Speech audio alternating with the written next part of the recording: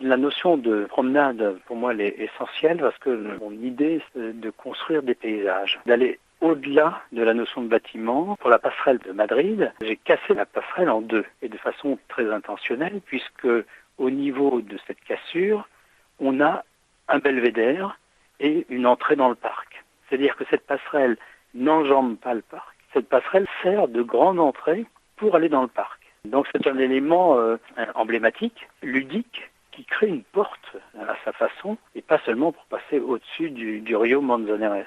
L'idée, c'est de protéger d'une certaine façon les perspectives dans la ville, les monuments historiques, et sans pour autant étaler la surface de la ville. Donc il ne s'agit pas d'aller enterrer les gens vivants ou bien les faire vivre dans le souterrain. Iwa, c'est exactement ça, c'est-à-dire c'est l'idée de construire un paysage naturel, et plus exactement c'est de retrouver le paysage qui existait autrefois. J'ai rebâti, si je puis dire, la colline originelle, et on a incrusté dans cette colline l'ensemble des fonctions d'accueil du campus universitaire. Ce jardin est un jardin sacré, en fait, dans le sens où il fait partie du cœur de la bibliothèque. C'est la bibliothèque qui protège le jardin. C'est un morceau de nature sauvage que l'homme ne peut pas toucher, donc il ne peut pas le détruire par conséquence.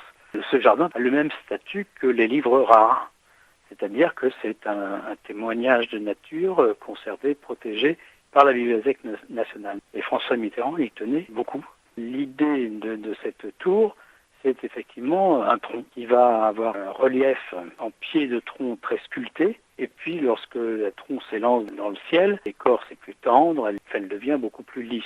Cette tour est creusée à l'intérieur par des grands atriums. Là, les atriums descendent dans le sol et se relient avec les transports en commun, avec les galeries commerciales, qui donnent d'une certaine façon de la profondeur et des racines à cet arbre. On utilise le tissu métallique comme pour draper le bâtiment lui-même. C'est un matériau qui a des qualités pour couper le vent, pour couper le soleil, pour casser la pluie également.